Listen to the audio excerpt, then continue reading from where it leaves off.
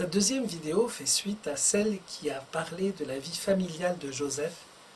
Considérons maintenant quelques aspects plus personnels du plus grand de tous les saints, son métier, sa justice de vie et son sommeil. J'aime beaucoup un texte de don Augustin Joly, le fondateur de l'abbaye Saint-Joseph de Flavigny. La vie est un chemin de croix. Chaque jour est une énième station. Et le chemin de croix ira jusqu'au calvaire de la mort. Si nous demandions à Saint Joseph comment il a vécu son chemin de croix, il nous répondrait silencieusement ce qu'il nous est facile de comprendre. Des âmes sentimentales se sont imaginées qu'entre la crèche et la croix se déroulaient dans une sauce rose au sucre d'orge des mystères dits joyeux, la paix tranquille de Nazareth, le beau ciel étoilé d'Égypte. En réalité, entre la misère de la crèche et la misère de la croix, il n'y a pas un autre Jésus déguisé en mignon petit berger jouant du hautbois pour charmer les délicieux petits moutons. Non, Jésus est resté lui-même, toujours.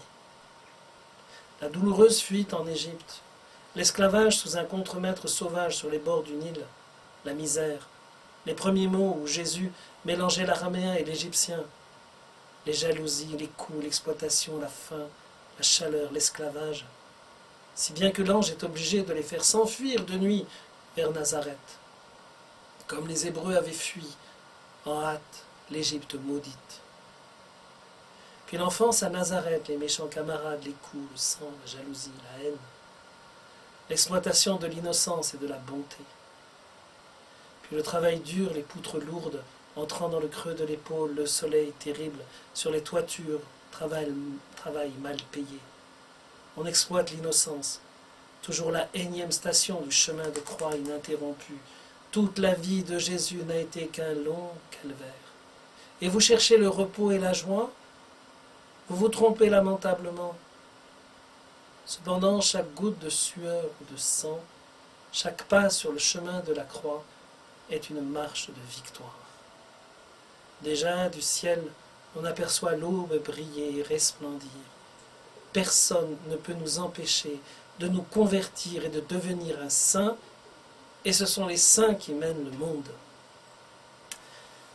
Alors, en avançant sur cette vie de Joseph, nous allons commencer par voir son métier. Le travail dans la vie d'un homme, c'est une réalité capitale. C'est pourquoi, après le péché originel, si la femme est touchée dans sa maternité, dans sa mission d'épouse, Adam, lui, est touché dans son travail.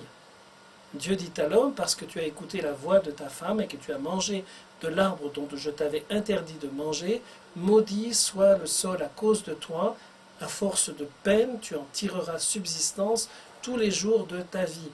À la sueur de ton visage, tu mangeras ton pain, jusqu'à ce que tu retournes au sol, puisque tu en fus tiré. Tu es glaise et tu retourneras à la glaise. Genèse 3. Le métier de Joseph, tekton en grec, que l'on traduit par charpentier, a donné le mot architecte, tekton. Il s'agit de la profession de celui qui est capable de construire une maison, d'y mettre un toit, d'achever une œuvre. Dans l'Ancien Testament, ce titre est réservé aux constructeurs du temple de Jérusalem. Or, dès la prophétie de Nathan au roi David, cette prophétie que l'ange rappelle à Marie lors de l'Annonciation, Dieu indique à David qu'il lui fera lui-même une maison. En effet, David voulait bâtir un temple pour le Seigneur, mais Dieu lui répond par l'entremise du prophète, « Va dire à mon serviteur David, ainsi parle le Seigneur, est-ce toi qui me construiras une maison pour que j'y habite? C'est moi qui te construirai une maison. » Et puis un peu plus loin, quand les jours seront accomplis et que tu seras couché avec tes pères, je maintiendrai après toi le lignage issu de tes entrailles, j'affirmerai sa royauté, c'est lui qui construira une maison pour mon nom, et j'affirmerai pour toujours son trône royal, je serai pour lui un père, il sera pour moi un fils. Toute la tradition y a vu une annonce de Jésus, et pourquoi pas de Joseph aussi. Comme Dieu construit la maison de David, ainsi Joseph, le charpentier royal, offre une maison au Fils de Dieu. Et Joseph apprend à son enfant à construire des maisons. Joseph est bien l'héritier promis à David qui devait construire une maison pour Dieu, dont le temple de Jérusalem n'était qu'un symbole. Joseph est tellement homme, tellement masculin, qu'aux yeux des gens, c'est son travail qui le caractérise. Il est le charpentier. Notez bien, pas un charpentier, mais le charpentier, attribut qu'il transmettra à Jésus, que les gens de Galilée appelleront aussi le charpentier, en Marc 6,3. Ce métier devait être rare et recherché. Il supposait un savoir-faire extraordinaire qui rendait célèbre dans toute une région. Ce n'était pas un simple artisanat. Il s'agissait d'un maître d'œuvre capable de construire des édifices. Il connaissait les lois, les techniques d'un art difficile. Joseph était estimé dans son travail et il a su former son fils. Bien sûr, c'est d'une autre maison qu'il est question et que Jésus va construire, comme il le dit lui-même. Pierre, tu es Pierre, et sur cette pierre je bâtirai mon église. Matthieu 16,16. Et Paul écrit aux Éphésiens, vous êtes concitoyens des saints, vous êtes la maison de Dieu, car la construction que vous êtes a pour fondation les apôtres et les prophètes. Et pour pierre angulaire, le Christ Jésus lui-même, en lui toute la construction s'élève, s'ajuste et grandit comme un temple saint dans le Seigneur. En lui, vous aussi, vous êtes intégrés à la construction pour devenir une demeure de Dieu dans l'Esprit. Éphésiens 2, 19, 22. Saint Pierre confirme, approchez-vous de lui, la pierre vivante, rejetée par les hommes, mais choisie par Dieu. Vous-même, comme des pierres vivantes, laissez-vous édifier en un édifice spirituel. Première de Pierre, chapitre 2, verset 4. On voit combien Joseph, par son métier humain, a préparé la mission de Jésus. Car celui qui a dit à Pierre, le patron de la compagnie de pêche du lac de Tibériade, « Je ferai de vous des pêcheurs d'hommes », a su aussi faire du charpentier de Nazareth, le protecteur de l'Église, protecteur, tecton. Dans la personne de Marie et de Jésus, c'est toute l'Église en germe qui était confiée à Joseph, et il a préparé Jésus à devenir le fondement et l'architecte de l'Église universelle, sa maison. Joseph est un homme, deuxième point, par sa justice. Joseph est qualifié de juste, comme Dieu lui-même est appelé juste à de nombreuses reprises dans la Bible. Et certains personnages de l'Ancien Testament, tels Noé, ont aussi reçu ce titre. En particulier notre père Abraham, qui est justifié par sa foi selon la Genèse. Paul se plaît à le répéter dans ses épîtres aux Romains, aux Galates. La justice dont il s'agit n'est pas la justice distributive ou la justice sociale qui consiste à donner à chacun ce qui lui revient. Non, c'est une justice de vie, un ajustement à la volonté de Dieu. Les gens ont reconnu en Joseph un homme juste, un homme ajusté comme aujourd'hui à Yad Vashem, à Jérusalem, on reconnaît ce qu'on appelle les justes parmi les nations. C'est donc quelqu'un qui adapte sa vie à ce qu'il croit. Un homme qui vit dans la vérité parce qu'il déteste le mensonge. Il déteste la tromperie, le faire semblant. Joseph ne triche pas, c'est un homme vrai et droit. Cette justice se manifeste dans son attitude envers Marie. Lorsqu'il apprend que Marie est enceinte, Joseph ne doute pas d'elle, mais il choisit de se retirer avec discrétion, non seulement pour ne pas vivre une situation de couple qui soit un mensonge, mais aussi pour ne pas causer de tort à celle qu'il aime vraiment. On voit comment en lui amour et vérité se rencontrent. Être un homme, c'est avoir le courage de la vérité tout en demeurant dans l'amour. Dans la décision cruciale qu'il doit prendre, Joseph, parce qu'il est juste, cherche la volonté de Dieu. Et parce qu'il est humble, il pense devoir se retirer devant un mystère qui le dépasse, il se sent indigne. Quand l'ange lui apparaît, il confirme l'intuition de Joseph. Oui, cet enfant vient de l'Esprit Saint, mais toi, tu as un rôle à jouer. Toi, tu dois lui donner son nom. Alors Joseph, sans hésiter, mise toute sa vie. Il s'engage pleinement. Il accepte de renoncer à une vie conjugale ordinaire pour devenir le protecteur de la Sainte Famille. Et il s'interpose en faveur de Marie. Être un homme, c'est s'engager, défendre sa femme et son enfant, quel qu'en soit le prix. Joseph renonce à une paternité charnelle pour devenir le serviteur de l'amour incarné. et il saura couvrir de toute la profondeur de son silence le mystère qui lui est confié et qu'il adore. Joseph est plus homme que tous les hommes. Il est masculin jusqu'au sublime, car il sacrifie jusqu'au moyen de se prouver qu'on est un homme, afin d'assumer sa mission d'homme. Dans son abnégation, il devient participant du mystère de la croix par anticipation. Et c'est ainsi qu'il donne à Jésus le modèle d'un amour chaste et prévoyant. Dans sa grande prière, Jésus appellera Dieu le Père, Père juste. Il pouvait dire la même chose à Joseph, puisque saint Luc l'a ainsi qualifié. Et Joseph a partagé avec Jésus cette justice de vie, puisque saint Jean, dans sa première lettre, dira « Nous avons un avocat auprès du Père, Jésus-Christ, le juste. » 1 Jean 2, 21. Troisième point, Joseph est un homme jusque dans son sommeil. Marie est une femme. Elle a l'esprit éveillé et transparent. Elle reçoit l'annonciation grâce à l'apparition d'un ange, comme les saintes femmes qui viendront au tombeau au matin de la résurrection, parce que les femmes peuvent rencontrer les anges. Cela ne leur pose pas de problème. Pour les hommes, c'est un peu plus problématique. Les hommes sont moins familiers avec les anges, que voulez-vous? Et Joseph est un homme. Un homme, c'est plus lourd, c'est chargé de tant de préoccupations, et puis ça ne sait pas faire deux choses à la fois. On ne peut pas parler à un homme lorsqu'il travaille, sinon il fait des bêtises, ou alors il n'écoute pas, ou alors il s'arrête de travailler. Les femmes ont du mal à comprendre ça. Il faut donc attendre la paix du sommeil pour parler à un homme de choses sérieuses. Voilà pourquoi Joseph ne rencontre les anges qu'en songe. Parce que Joseph a le sommeil du juste. Il vit ce que dit le livre des Proverbes au chapitre 3. « Mon fils, ne perds jamais de vue le savoir-faire et la perspicacité. Ils te seront force de vie, une parure à ton cou. Alors tu iras ton chemin avec assurance, ton pied n'achoppera pas. Au moment de dormir, nulle anxiété. Une fois endormi, ton sommeil sera doux. Tu n'as rien à craindre, ni l'angoisse soudaine, ni la tourmente qui surprend les méchants. C'est le Seigneur qui sera ton assurance.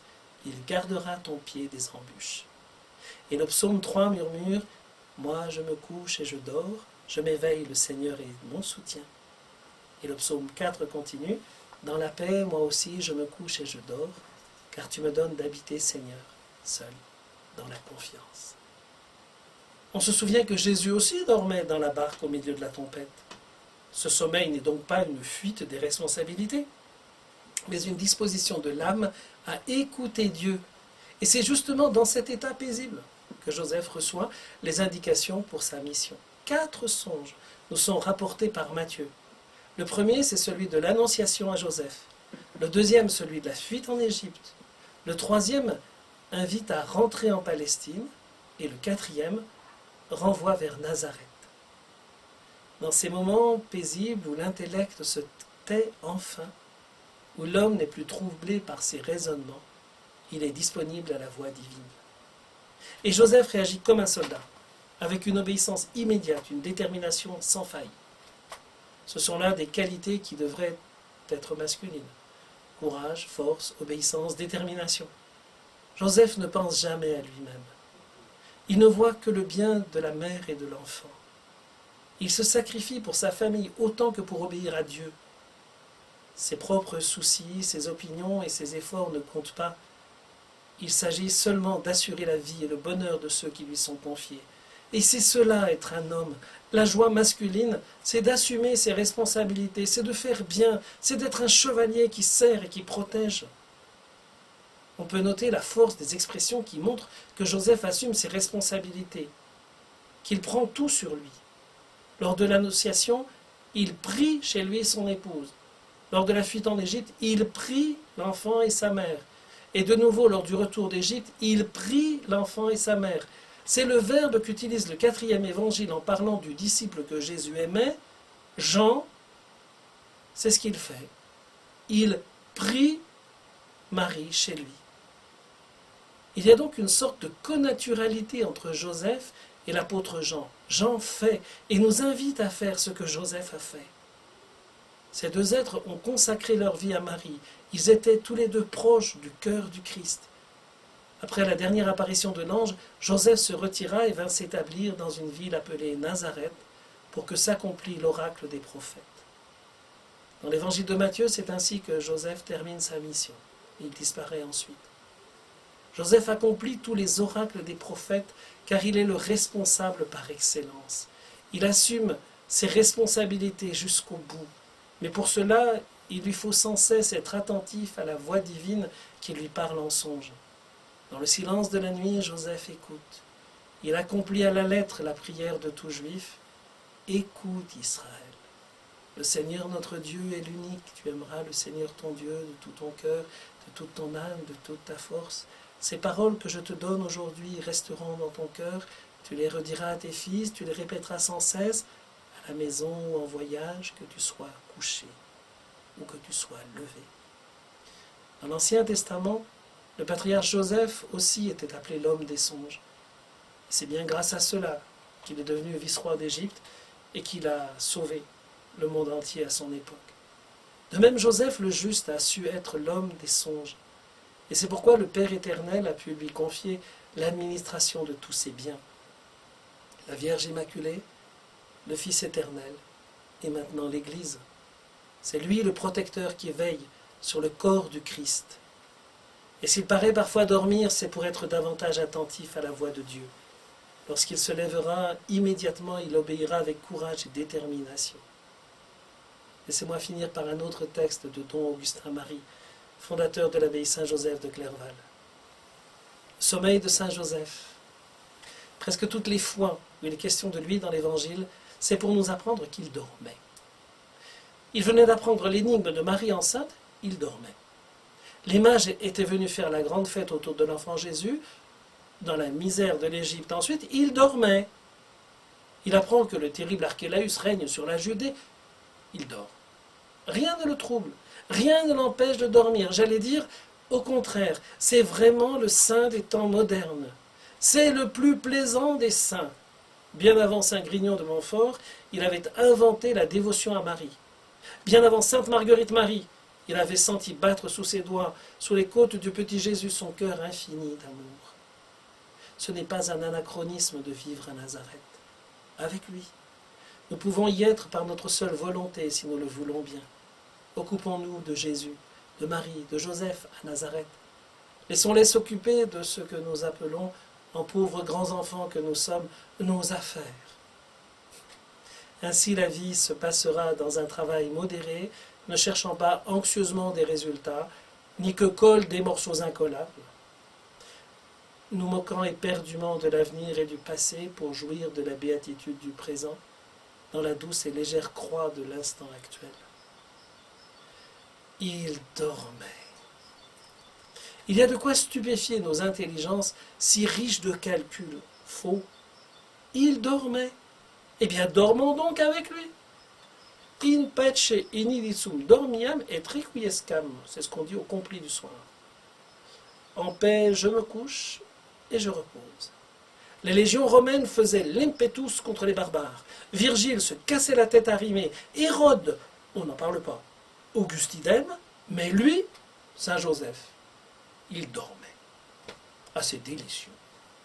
Sans le dire, rions de nos programmes, de nos méthodes, de toute cette quincaillerie du laïcisme et de la planification super-intellectuelle, et dormons avec Saint Joseph, faisant doucement le plus petit minimum indispensable. Que Dieu vous garde sous le patronage de Saint Joseph.